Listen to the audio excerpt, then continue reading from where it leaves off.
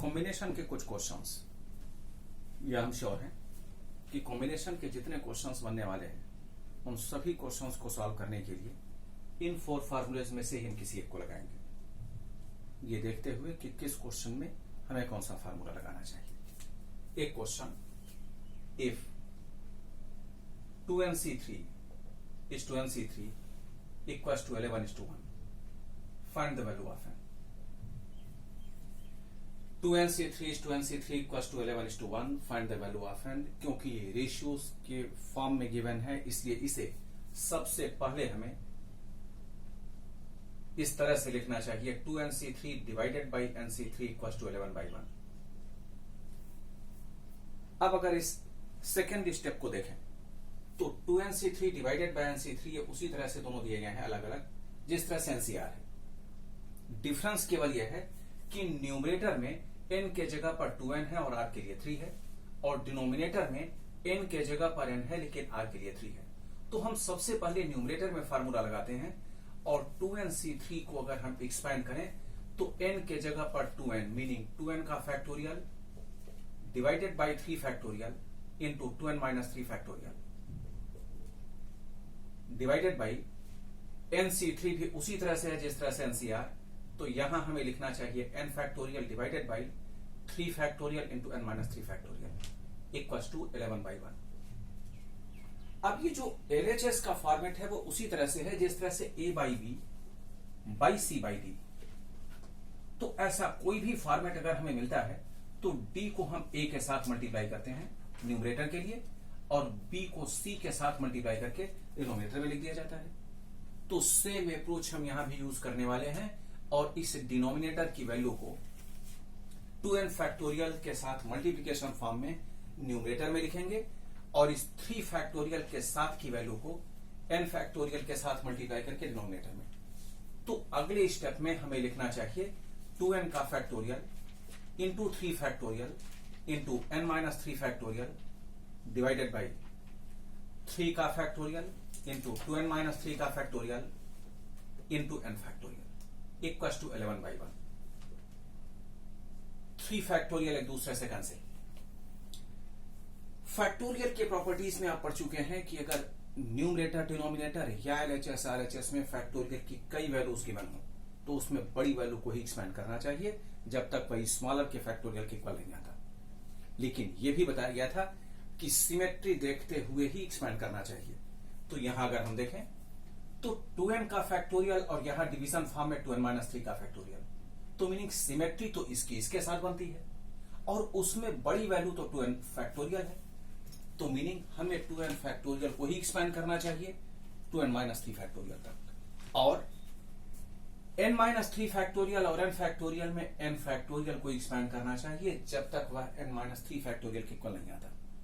तो अगले स्टेप में 2n फैक्टोरियल को अगर एक्सपैंड करेंगे तो स्टार्ट तो 2n से ही किया जाएगा, अगली value 2n minus 1, next 2n minus 2, अगली वैल्यू 2n माइनस 3। क्योंकि हम इसके बाद की वैल्यू को लिखना नहीं चाहते तो यहां फैक्टोरियल हमें लगा देना चाहिए। उसका रीजन यह भी है कि डिवीजन फॉर्म में 2n माइनस 3 का फैक्टोरियल गिवन है इंटू n माइनस 3 का factorial as it is use कर लिया। डिवीजन फॉर्म में 2n माइनस 3 का फैक्टोरियल इंटू n फैक्टोरियल को एक्सपैंड करेंगे कहां तक, n माइनस 3 तक। तो स्टार्ट तो n से ही किया जाएगा, n minus 2, n minus 1, n minus 3 का फैक्टोरियल इक्वल्स टू 11/1। अब चेक करके देख लेते हैं कुछ इसमें कैंसिल हो रहा है क्या।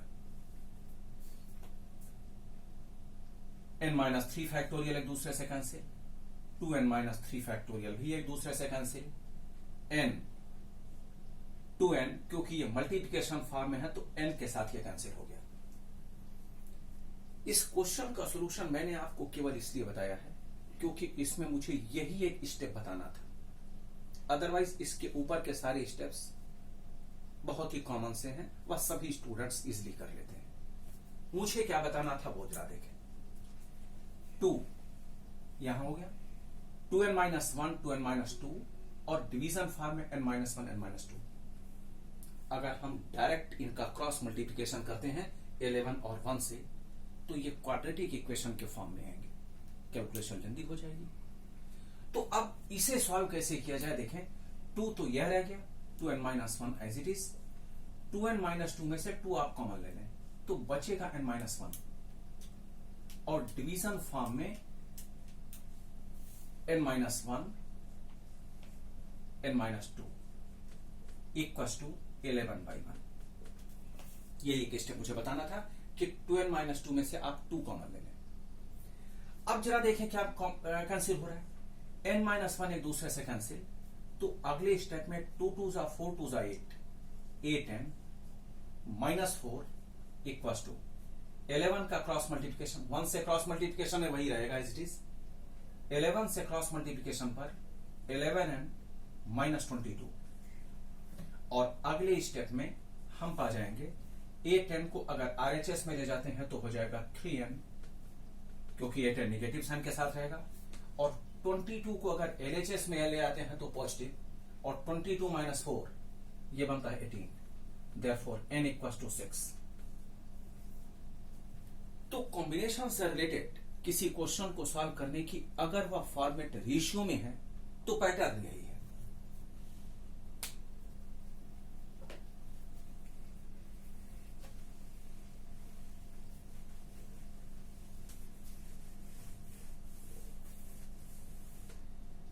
नेक्स्ट क्वेश्चन, ये क्वेश्चन स्टेटमेंट फॉर्म का है, देखें। Find the number of fish in which A cricket team consisting of 11 players can be selected from 12 players. 11 players में से 12 प्लेयर्स में से 11 प्लेयर्स की क्रिकेट टीम कितने तरह से फॉर्म हो सकती है। अगर कोई कंडीशन ना दी जाए तो हम डायरेक्ट लिख लेंगे 12C11, लेकिन इस क्वेश्चन में कंडीशंस गिवन है, वो क्या क्या है सुनते हैं। First part, include the captain, और second part, exclude the captain.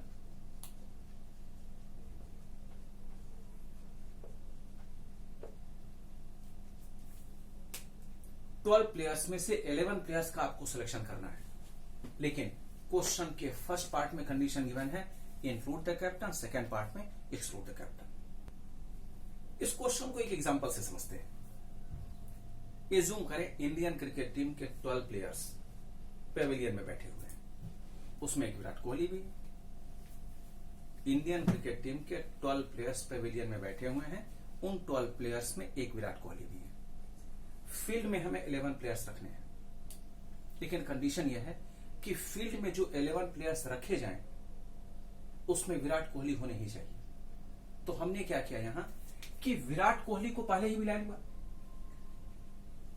Virat Kohli को पहले बुला लिया क्योंकि वो तो होने ही चाहिए थे। अब हमें फील्ड में और कितने चाहिए, 10, क्योंकि टोटल 11 चाहिए थे, विराट कोहली पहले ही आ गए, तो अब हमें 10 चाहिए। कितने में से चाहिए, पेविलियन में जो 12 थे उसमें एक तो विराट कोहली थे, वो तो पहले ही फील्ड में आ गए। तो अब पेविलियन में तो 11 प्लेयर्स ही रह गए, और उन 11 में से हमें 10 ही तो चाहिए, क्योंकि विराट कोहली का अकेले फिक्स 1C1, लिखे या ना लिखे कोई फर्क नहीं पड़ता। तो इस क्वेश्चन का आंसर ये हुआ 11C10। 12 प्लेयर्स पेविलियन में थे, उसमें एक विराट कोहली भी थे, विराट कोहली पहले ही फील्ड में आ गए, तो पेविलियन में रह गए 11। विराट कोहली क्योंकि फील्ड में आ चुके हैं, तो अब हमें फील्ड में 10 और चाहिए, क्योंकि टोटल 11 प्लेयर्स ही चाहिए थे। तो फर्स्ट पार्ट का आंसर ये हुआ। सेकेंड पार्ट क्या कहा गया है, exclude the captain. Exclude the captain की मीनिंग, फील्ड में जो 11 प्लेयर्स रखे जाएं उसमें विराट कोहली नहीं होने चाहिए। तो अब क्या करें, एग्जांपल वही लेते हैं। पेविलियन में 12 प्लेयर्स इंडियन क्रिकेट टीम के हैं सभी, उसमें एक विराट कोहली भी है। अब फील्ड में जो प्लेयर्स रखे जाएं उसमें विराट कोहली नहीं होने चाहिए, तो हमने विराट कोहली से कहा कि तुम पेविलियन में ही रुक जाओ। अब जितने बच गए वो सारे हमने कह दिया सारे फील्ड में आ जाओ। तो अब बचे कितने, अगर 12 प्लेयर्स पेविलियन में हैं और उसमें एक विराट कोहली भी, विराट कोहली को हटा दिया जाए तो बचे पेविलियन में 11 ही तो, और वह सारे फील्ड में आ जाए, मीनिंग 11 में से 11 सारे आ जाए। तो इस क्वेश्चन का आंसर हुआ 11C11।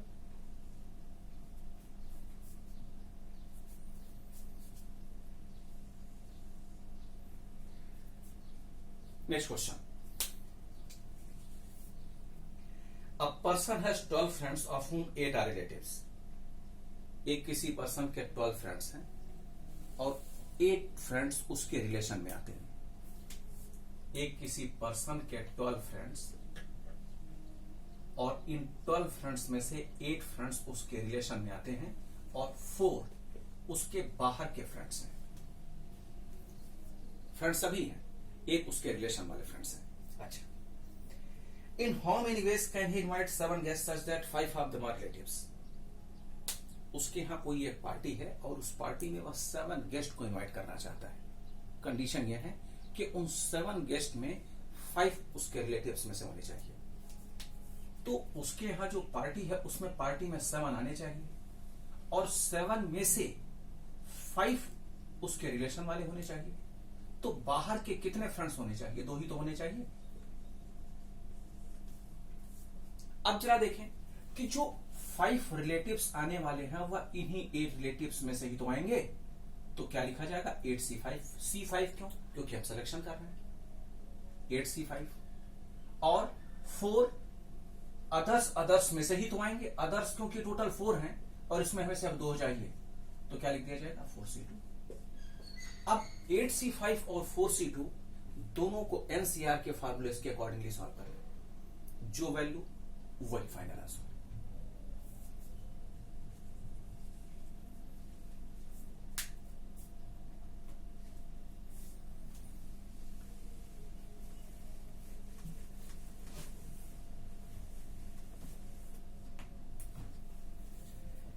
Next question. In an examination paper, there are 7 questions in part A, out of which any 4 are to be attempted by a candidate, and there are 6 questions in part B, out of which any 3 are to be attempted. In how many ways can the paper be attempted? ये पूछा गया। क्या काम है? एक कोई question paper है, उस क्वेश्चन पेपर में 2 पार्ट्स हैं, एक पार्ट ए एक पार्ट बी। पार्ट ए में 7 क्वेश्चंस दिए गए हैं और पार्ट बी में 6 क्वेश्चंस हैं। जिस स्टूडेंट को यह पेपर मिलता है वह पार्ट ए 7 क्वेश्चंस में से 4 क्वेश्चंस अटेम्प्ट करना चाहता है और पार्ट बी 6 क्वेश्चंस में से 3 क्वेश्चंस अटेम्प्ट करना चाहता है। पूछा यह गया कि उस पूरे पेपर को कितने तरह से अटेम्प्ट किया जा सकता है। यही क्वेश्चन है। हम इसको एक एग्जांपल से समझते हैं।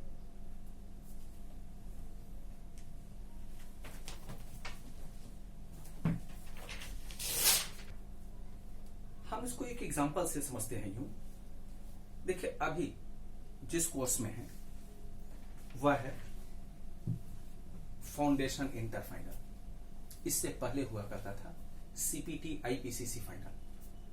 उससे पहले हुआ करता था P1 P2 फाइनल। उससे पहले फिर हुआ करता था फाउंडेशन इंटरमीडिएट फाइनल। वही फाउंडेशन इंटरमीडिएट फिर वापस आ गया है। उस फाउंडेशन में इस फाउंडेशन में क्या डिफरेंस है वो मैं आपको बता दूं। उस फाउंडेशन में भी 4 पेपर्स ही होते थे, उसमें भी 3rd पेपर बिजनेस मैथमेटिक्स और स्टैटिस्टिक्स का ही होता था, लेकिन वो पेपर सब्जेक्टिव हुआ करता था, ऑब्जेक्टिव पेपर्स नहीं होते थे। तो कैसे वो होता था? एक पेपर होता था 3rd, उसमें पार्ट ए बिजनेस मैथमेटिक्स होता था और पार्ट बी स्टैटिस्टिक्स होता था। इस पेपर को सॉल्व करने के लिए 2 आंसर शीट दी जाती थी, एक पार्ट ए बिजनेस मैथमेटिक्स के लिए, एक पार्ट बी स्टैटिस्टिक्स के लिए। पार्ट ए के क्वेश्चंस आप पार्ट बी के आंसर शीट पर नहीं कर सकते और पार्ट बी के क्वेश्चंस पार्ट ए के आंसर शीट पर नहीं कर सकते थे। दोनों सेट को अलग अलग जब आप सॉल्व कर लेते तो दोनों आंसर शीट को एक साथ ही स्टेपल करके सबमिट करते थे। अब जरा सुनिए, हम उसी एग्जांपल को लेते हैं। एज्यूम करें कोई एक स्टूडेंट वह पुराने फाउंडेशन में है, उसे 3rd पेपर मिलता है बिजनेस मैथमेटिक्स और स्टैटिस्टिक्स का।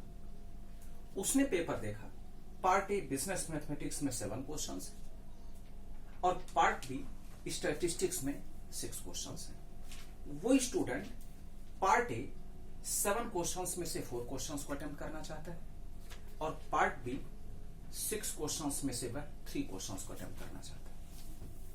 अब जरा देखें कि अगर वही स्टूडेंट पार्ट ए 7 में से 4 क्वेश्चंस को अटेम्प्ट करना चाहता है तो जनरली हम करते क्या है, या कोई भी स्टूडेंट करता क्या है, चेक किया उन 7 क्वेश्चंस में से जो 4 क्वेश्चंस उसे आते हैं वो मार्क कर लेगा। ये तो किया जाता है, कोई भी 4 जो उसे आता है मार्क कर लेगा कि ये मुझे आता है, ये मुझे करना है। सिमिलरली पार्ट बी 6 क्वेश्चंस में से जो 3 क्वेश्चंस उसे आता है, जो उसे करना है, वह मार्क कर लेगा पहले रीड करके। अब जरा सोच कर बताएं कि उसने क्या किया, सिलेक्शन किया या अरेंजमेंट किया? 7 क्वेश्चंस में से 4 का सिलेक्शन ही तो किया, 6 क्वेश्चंस में से 3 का सिलेक्शन ही तो किया। अब क्योंकि सिलेक्शन कर रहा है इसलिए कॉम्बिनेशन लगाना चाहिए, और कॉम्बिनेशन के लिए देखें 7 क्वेश्चंस में से 4 मीनिंग 7C4 और 6 क्वेश्चंस में से 3 मीनिंग 6C3। अब बहुत सारे स्टूडेंट्स कंफ्यूज करते हैं कि इसमें क्या करना चाहिए। जरा ध्यान दें, इस पेपर को सॉल्व करने का उस स्टूडेंट ने केवल एक ही तरीका बताया है। वो क्या तरीका है कि पार्ट ए में से 4 पार्ट बी में से 3, कोई दूसरा तरीका उसने बताया ही नहीं। तो जब कोई एक ही वे बनता है एक किसी क्वेश्चन को सॉल्व करने के लिए, तो उस एक ही वे में जितने पार्ट्स होते हैं सभी को मल्टीप्लाई करके सॉल्व किया जाता है। लेकिन अगर उस स्टूडेंट ने यह कहा होता कि जी एक तरीका तो ये है, एक उसने कहा कि दूसरा तरीका है कि भाई पार्ट ए में से हम 5 क्वेश्चंस को अटेम्प्ट कर लें और पार्ट बी में से हम 2 क्वेश्चंस को अटेम्प्ट कर लें, तो अब जो ये दोनों केसेस बनेंगे वो दोनों केसेस ऐड किए जाएंगे, क्योंकि उस पेपर को सॉल्व करने के लिए 2 तरीके उस स्टूडेंट ने बता दिए। लेकिन ये एडिशन यहां यूज होने वाला नहीं है, क्योंकि उस स्टूडेंट ने 7 क्वेश्चंस को पार्ट ए में से 4 पार्ट बी में से 3 को सॉल्व करने का केवल एक ही तरीका बताया, इसलिए हम यहां डायरेक्ट मल्टीप्लाई करके इसको कैलकुलेट कर लेंगे। अब 7C4 और 6C3 दोनों पार्ट्स को आप एनसीआर के अकॉर्डिंगली कैलकुलेट करें फैक्टोरियल के साथ, जो भी फाइनल न्यूमेरिक वैल्यू पाएंगे वही आपका आंसर मान लीजिए। Next question, a box contains 6 red, 5 white and 4 green balls. A box contains 6 red, 5 white and 4 green balls. How many selections of 3 balls can be made such that one of each combination, one is of each combination? Meaning क्या है देखें, एक किसी box में 6 red 5 white और 4 green balls हैं, इसमें से 3 बॉल्स निकाल लें। जरा ध्यान दें, 3 बॉल्स रैंडमली नहीं निकालने हैं। अगर 3 बॉल्स रैंडमली निकालने होते तो क्या करते, 6 4 5 15 15C3 लिख देते, लेकिन कहा क्या गया है, 1 is of each combination, meaning एक एक में से होने चाहिए, या 1 is of each denomination, 1 is of each colour, सबकी मीनिंग एक ही है। तो अब इसकी मीनिंग क्या है, रेड में से एक होना चाहिए, व्हाइट में से एक होना चाहिए और ग्रीन में से एक होना चाहिए। 1 इज ऑफ ईच कॉम्बिनेशन की मीनिंग यही तो है, या 1 इज ऑफ ईच कलर की मीनिंग यही तो है। तो अब हम क्या करेंगे, यहां जरा सोच कर देखें, यहां हम सिलेक्शन कर रहे हैं या अरेंजमेंट कर रहे हैं? सिलेक्शन ही तो किया है, 6 रेड में से एक कोई भी बॉल सेलेक्ट कर ले। तो अब यहां हम सिलेक्शन करने के लिए क्या लगाते हैं, कॉम्बिनेशन 6C1 5C1 4C1। एक बार फिर चेक करें, जब भी आप वीडियो देखें तो पॉज करके अपने आंसर को एक बार चेक कर लिया करें, और जो अपना आंसर है फिर तुरंत इसको स्टार्ट करके चेक कर लें कि हमारा आंसर मैच हुआ क्या जो बताया जा रहा है उससे। तो अब इन्हें मल्टीप्लाई करना चाहिए या ऐड करना चाहिए, फिर वही स्टेटमेंट, भाई 3 बॉल्स के सिलेक्शन का केवल एक ही केस तो है, और जब एक ही केस है तो इन्हें तो मल्टीप्लाई ही करना चाहिए ना। इसका फाइनल आंसर भी आप चेक कर सकते हैं, 6C1 6 होता है, 5C1 5 4C1 4, तो यह हुआ 30 into 4 120 veg.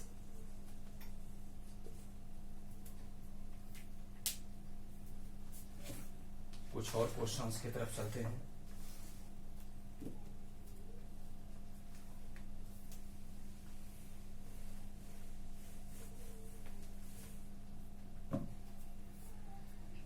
There are 25 candidates, which includes 5 from scheduled caste candidate. इस क्वेश्चन में यह कहा गया टोटल 25 कैंडिडेट्स और उसमें से 5 एससी कैंडिडेट्स हैं, तो मीनिंग अंडरस्टूड है 20 जनरल के होगा या रिमेनिंग मान लिया। टोटल 25 कैंडिडेट्स और इन 25 कैंडिडेट्स में 5 एससी के कैंडिडेट्स हैं, हमने 20 को जनरल मान लिया है।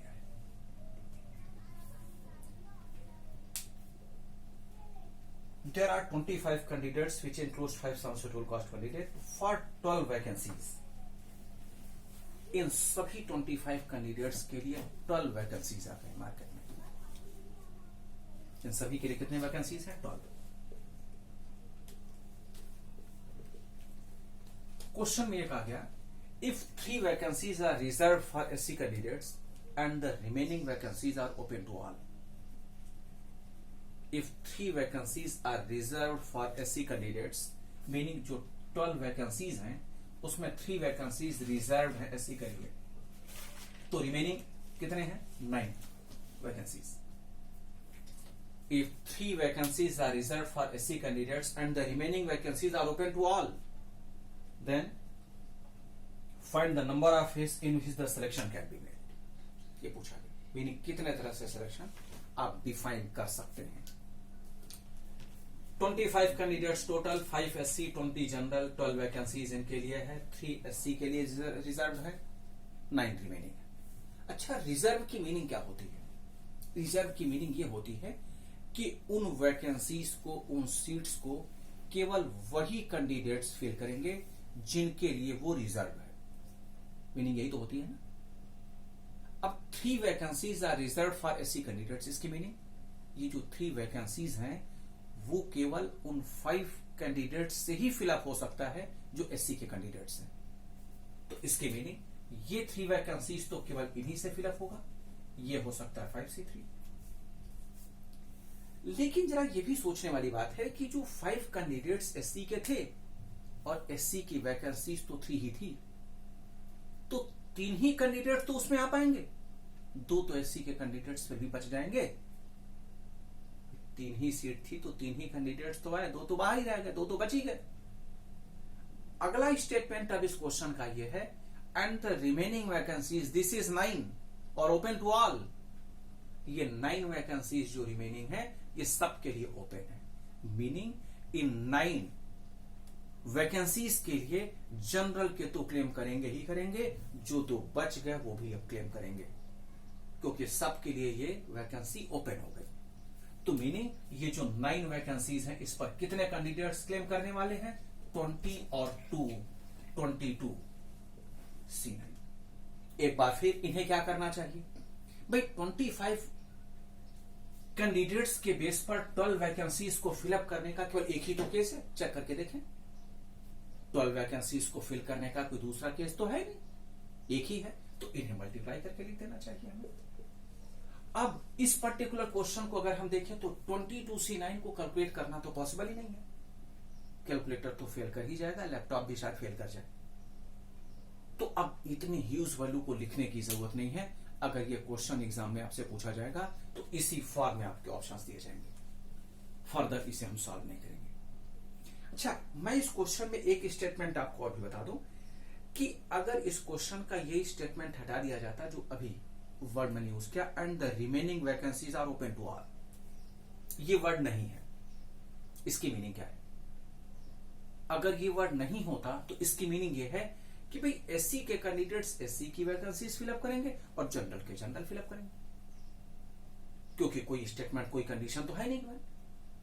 तो अब क्या होगा इसका final answer? 5C3 into 5C3 तो ठीक है। अब जो ये 9 वैकेंसीज है उस पर 20 क्लेम करेंगे, 22 तो करेंगे नहीं। 22 तब क्लेम करते जब ये वैकेंसीज ओपन हो जाती, तो मीनिंग 20C9 आपका आंसर ये होता अगर वो स्टेटमेंट हटा दिया जाता and the remaining vacancies are open to all.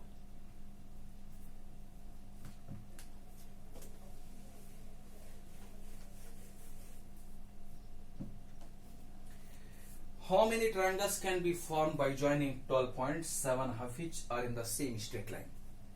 देखिए इस क्वेश्चन में क्या गया? How many triangles can be formed by joining 12 points, 12 points कहीं भी किसी क्वेश्चन में गिवन है, इनसे कितने ट्रायंगल्स बनाए जा सकते हैं, जबकि कंडीशन यह है 7 of each are in the same straight line. Semi straight line की मीनिंग वो कोलिनियर है। 12 पॉइंट्स में 7 पॉइंट्स एक लाइन में है, और ये हम श्योर हैं कि अगर ये पॉइंट्स लाइन में है तो इससे ट्रायंगल्स नहीं बनाए जा सकते।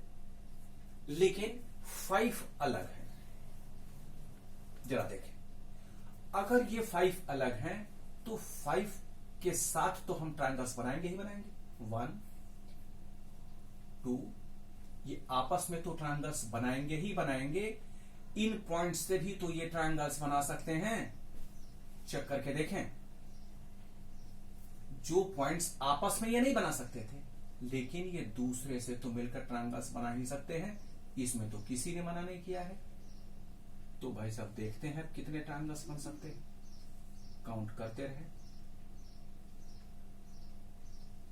जब भी वीडियो देखें तो चेक करें कितने ट्रायंगल्स बन पाएंगे।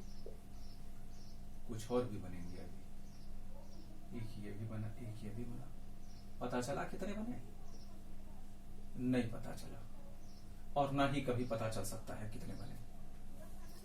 ठीक है, कभी नहीं। अभी तो बहुत सारे और भी बनेंगे, बताया ही नहीं जा सकता कितने बनेंगे। तो अब काउंट तो किया नहीं जा सकता। ये क्वेश्चन कुछ उसी तरह से है जिस तरह से आपसे पूछा जाए कि फर्स्ट रो में 10 स्टूडेंट्स हैं, 4 स्टूडेंट्स का सिलेक्शन कितने तरह से होगा। कोई भी कभी बता ही नहीं सकता। बीच में से भी 4 हो सकते हैं, इस साइड से 4, इस साइड से 4, 1 1 2 2 1 1, बहुत सारे बनते चले जाएंगे। सिमिलरली ये भी कोई काउंट करके नहीं बता सकता। तो हम करते क्या है? अच्छा, 7 पॉइंट्स जो लाइन में है वो 12 में इंक्लूड है। तो ऐसा क्यों नहीं करते कि जितने टोटल ट्रायंगल्स बन सकते थे वो हम निकाल लें, उसमें से जो 7 पॉइंट से ट्रायंगल नहीं बन पाएंगे वो सबट्रैक्ट कर दे, तो आ जाएगा आंसर। 12C3, 12C3 क्या है? जितने टोटल ट्रायंगल्स बनते अगर हम फ्री करते तो इस तरह से सारे पॉइंट्स फ्री करते, वह 7 भी इसमें इंक्लूड है। इतने 12 पॉइंट, सबसे ट्रायंगल्स कितने बनते वो हमने कैलकुलेट कर लिया। लेकिन अब हम ये चेक कर लें कि अब अगर ये 7 पॉइंट्स एक लाइन में हो तब ट्रायंगल्स कितने बनेंगे, हमने ये चेक कर लिया। इसमें से इसको सबट्रैक्ट कर दिया जाए तो एग्जैक्ट जितने ट्रायंगल्स होंगे वही तो हमारे पास आएंगे। तो हमने इससे चेक कर लिया ये 12C3 क्यों किया? 3 पॉइंट से ही ट्रायंगल मिलकर बनाए जा सकते हैं। 3 पॉइंट्स से ही मिलाकर ट्रायंगल बनते हैं। और ये क्या हुआ? 7 पॉइंट्स जो इसमें दिए गए हैं उससे तो ट्रायंगल बनेंगे नहीं, तो हम माइनस कर दे रहे हैं 7C3। मीनिंग ये 7 ट्रायंगल बना ही नहीं सकते थे आपस में, वही सबट्रैक्ट कर दिया और सब कुछ तो वही है। तो आपका फाइनल आंसर क्या हुआ? 12C3 minus 7C3। अब इन दोनों को अलग अलग एनसीआर के फार्मूलेस के अकॉर्डिंगली कैलकुलेट करके सबट्रैक्ट करते हैं, जो वैल्यू वही आपका आंसर।